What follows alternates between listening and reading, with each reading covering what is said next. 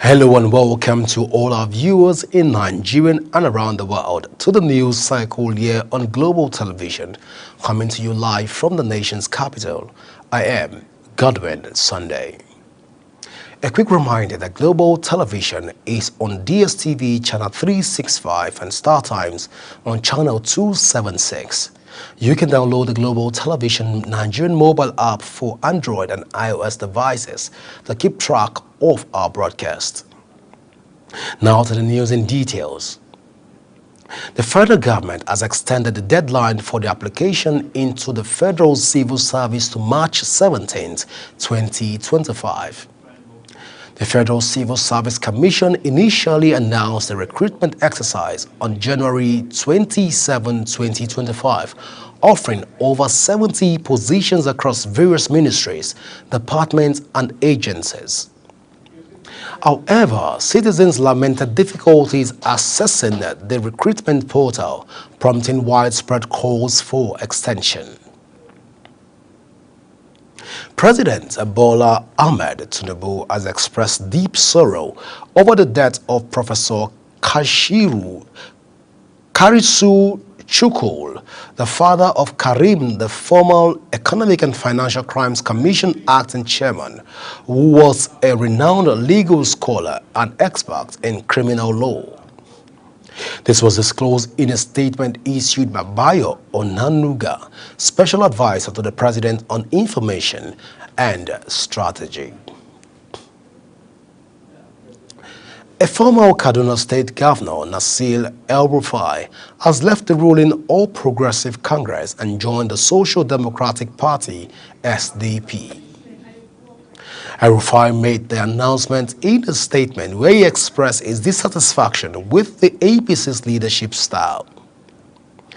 The former Federal Capital Territory Minister said after voicing his concerns in public and privately about the party's volatile path in recent years, he has decided to look for another political platform to pursue progressive values. The Federal High Court in Abuja has adjourned the suit filed by the senator representing Kogi Central District, Natasha Akpoti-Uduaghan, to March 25, 2025. The adjustment followed a submission by the respondent, who informed the court that they had not served with the necessary documents. Akpoti-Uduaghan had approached the Federal High Court seeking an order restraining the Senate Committee on Ethics and Privileges from investigating her. Family of the late head of state, General Sani Abacha, has faulted claims by former military president, General Ibrahim Babangida, that the annulment of June 12, 1993 presidential election was largely the responsibility of their late father. Abacha's son Muhammad, in a statement, argued that Babangida, in his autobiography, missed the opportunity to make history by giving a truthful and objective account of what happened in the past. The family argued that Abacha was neither the head of state nor the commander-in-chief at the time the June 12 election was annulled.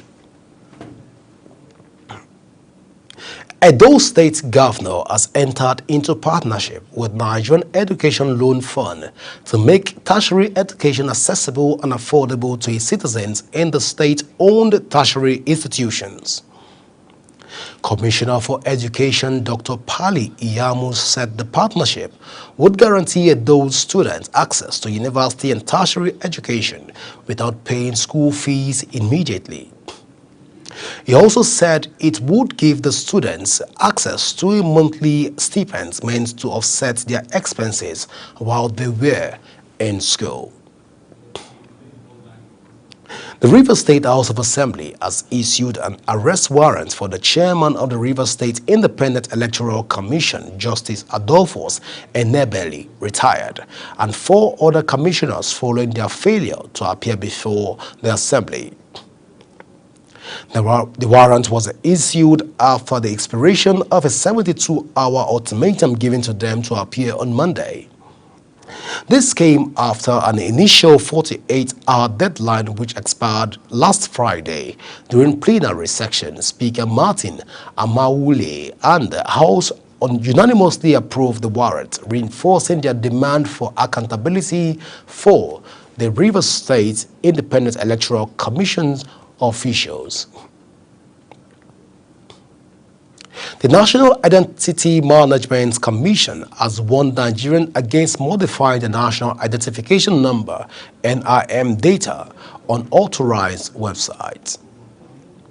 The Commission head of communication, Dr. Kayode Adegoke, stated that modification to NIN data could only be carried out on official NIMC self-service portal.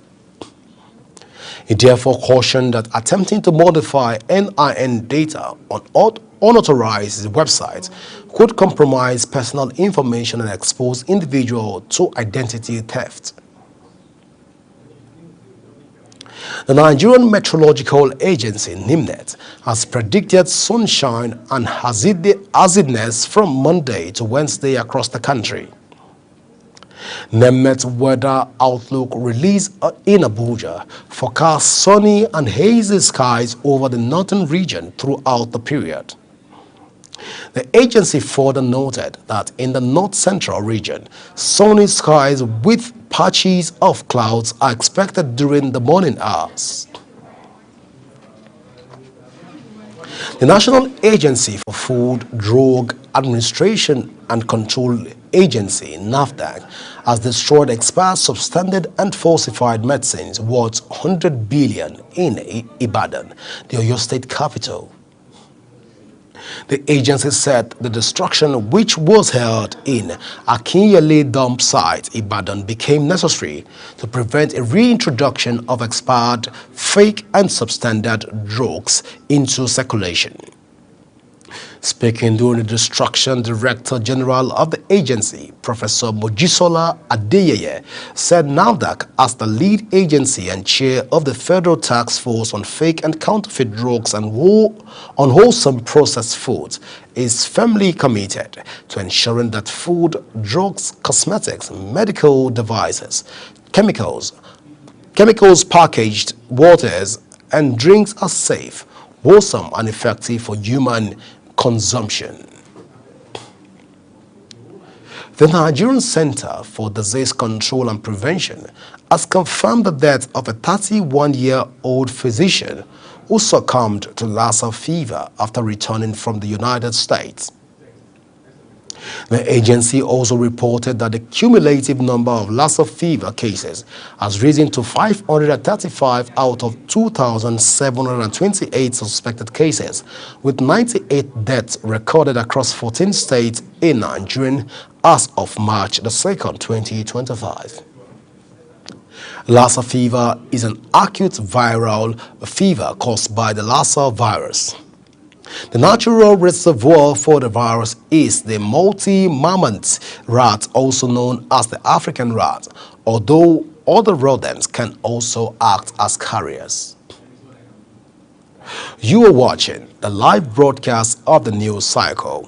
When the news cycle returns, U.S. cancel 83% of U.S. aid programs. We have those details from the world, from the scene, as well as more stories from business and sports segments for you right after the break. Please go nowhere as News Cycle continues in a moment. Do you know that global television can be watched in Nigeria and all over the world? Download the Global TV Nigerian mobile app for Android and iOS devices to watch global television real-time from around the world. What are you waiting for? Start downloading and stay connected to global television.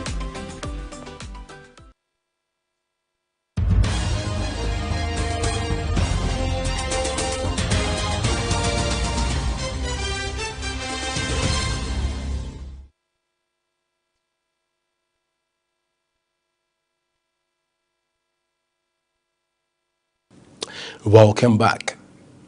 In business, National Institute of Credit Administration, NICA, has expressed concern over the inadequate support that micro, small and medium enterprise MSMEs receive from multinational corporations, financial institutions and other key stakeholders in Nigerian economy. The worry was expressed in a statement by the Registrar and Chief Executive Officer of the Institute, Professor Chris Onalo. The Institute noted that despite their critical role in driving economic growth, job creation, and national development, MSMEs had continued to struggle with limited access to credit, unfavorable lending conditions, and insufficient financial support from major players in the business and financial sectors. Nigeria's petrol imports surged in 2024, more than doubling despite increased domestic refining capacity, highlighting the country's persistent resilience on imported fuel. The latest foreign trade statistic report from the National Bureau of Statistics, NBS, revealed that petrol import costs rose by 105.3% to 15.42 trillion in 2024, up from 7.51 trillion naira in 2023. This sharp increase came at a time when the expectations were high for a decline in fuel imports following significant investments in local refining. Compressed natural gas users in Abuja have called on the Federal National Petroleum Company Limited (NNPC) and the federal government to improve on the commodities availability across the country. Samuel Odi completes the story. Following the removal of fuel subsidy, the Nigerian government has launched a presidential compressed natural gas initiative to drive the adoption of CNG across transportation sector, aiming to provide relief on the cost of living and reduce reliance on petrol. A cross-section of Nigerians have commended the president's initiative on driving the adoption of CNG, despite availability being a challenge. The price of CNG is more cost-effective as it is sold at 230 naira, while fuel sells for between 860 naira and 890 naira. CNG is sold at 230 naira here in Abuja per ACM, while petrol is 800 and something in some filling stations. So if you want to compare, like my car now, it's 5,000 naira that I fill it. But if I want to use fuel, it's 60,000 naira that I can fill. So you can compare the difference. So it's very, very economical and very good and very safe to use. Due to the lack of availability, some drivers express their grievances over the amount of time they have to spend on the queue before they can purchase the compressed natural gas. 6 in the morning, this engine would enjoy, but 6 in the morning, I dey here 5 o'clock, I dey do along. I know if you come out to work, the thing they very hard. And I beg, with the beg president, this way he initiate to us, he did very, very good. I would thank him so much. But the only thing is that advice I won't give government before you go bring something come to introduce to the public. Make you try put provision in place first before bringing those things out. Now the thing they would enjoy, but to get out there very hard. Users of compressed natural gas speak about the safety and durability of the commodity. Depends on the conversion. If it's from a locally, although they have stopped it, the ones that happen in Benin is a local made cylinder. So since then we have not been having any issue concerning explosion. So the safety and is very okay for engine. The availability of CNG station is a key factor in its adoption, over which Nigerians have called on the president and NNPC to build more CNG stations. Nigerians have hailed the president for the initiative of the compressed natural gas, and they have actually confessed to the fact that it is way more cheaper and safer for them to use for their cars as well. But they've made complaint that availability has been a concern when it comes to the compressed natural gas. They've called on the president to make more availability and create more initiatives to have this compressed natural gas all over the country. Samuel Odi reporting for Global Television News. The Lagos State government has resumed the clearance of illegal shops attached to the pedestrian bridge in Idumota as part of ongoing effort to maintain order and improve pedestrian movement in the area. The disclosure was made in an expose by the Lagos State Commissioner of Environment and Water Resources, Tokumbo Wahab.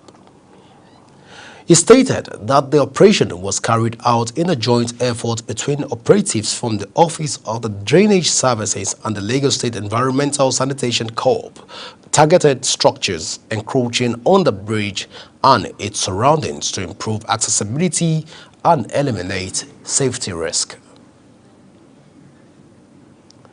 Auction data published has shown that the value of art sold at auctions globally fell by a third last year compared to 2023, with the Chinese market crashing by 63%.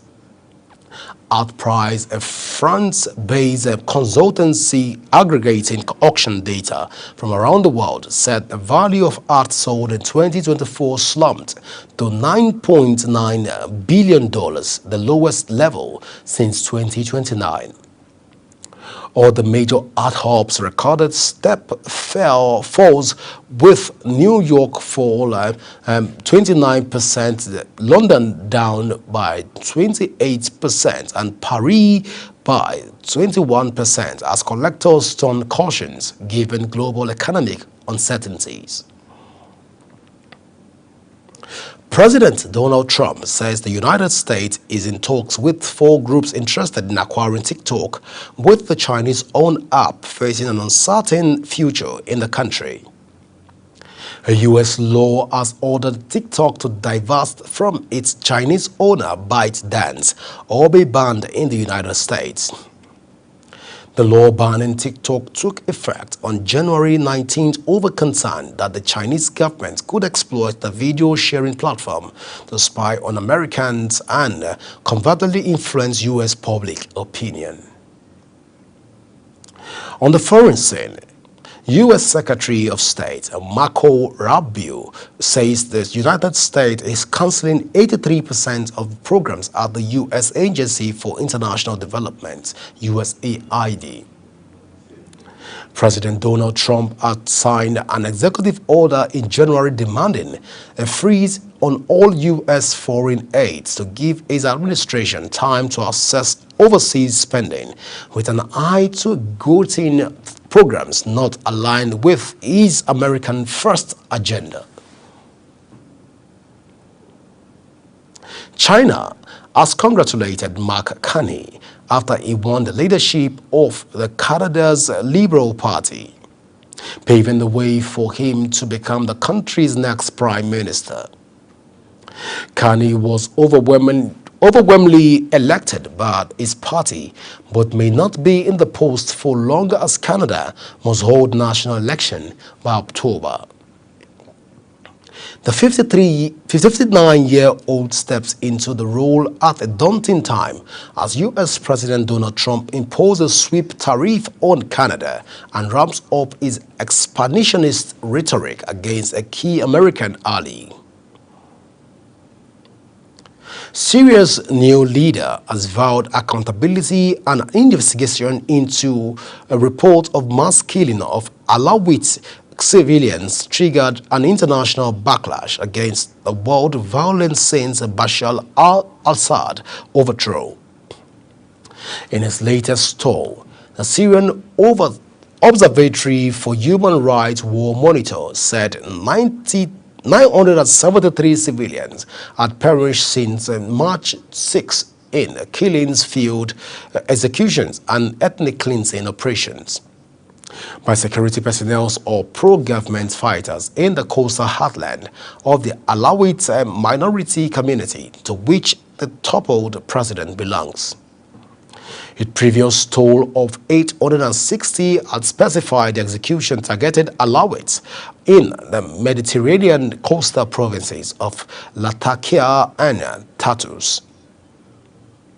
In other news, Rwandan truck and exporters says they are paying a steep price for the conflict in the eastern region of neighboring Democratic Republic of Congo, having to deal with angry locals and fearful customers. Olivia Moyamana, a Rwandan lorry driver, knows the route from the Indian Ocean port of Danse-Salem to the Democratic Republic of Congo by heart, having driven it for 8 years. However, as fighting has escalated in the Democratic Republic of Congo in recent months, with the Rwandan-backed M23 armed groups seizing large areas of the east, including the border towns of Goma and Bukavu, is so afraid to cross. In sport, Paralympic bronze medalist Eniola Bolaji has earned another prestigious gold medal to her collections, winning the women's singles XL3 category at the 2025 Spanish Para Badminton International 2 in victory, extending a remarkable unbeaten run to 11 international tournaments. The multiple African champion convincingly defeated Ukraine's Oksana Kosba 2-0 in the final, cementing her status as one of the world's dominant forces in badminton. Bolaji's path to gold was nothing short of impressive, as she dismantled every opponent in a way without dropping a single set throughout the tournament. In sport, Bayern Leverkusen midfielder Florian Wirtz has been ruled out of several weeks after suffering a ligament injury in his right ankle during Saturday's 2-0 home defeat to Werder Bremen. The 21-year-old, who was introduced at the start of the second half, was forced off in the 59th minute following a foul. An MRI scan conducted after the game confirmed the extent of the injury. The club stated via its website that the 21-year-old midfielder will be out of action for several weeks. That's it on News Cycle. A quick reminder that Global Television is on DSTV channel 365 and Star Times on channel 276. Kindly follow us across all our social medias now showing on your screen using a Global TV NG. You can download the Global TV app on iOS and Android devices to keep track of our broadcasts. I am Godwin Sunday. Thank you for watching.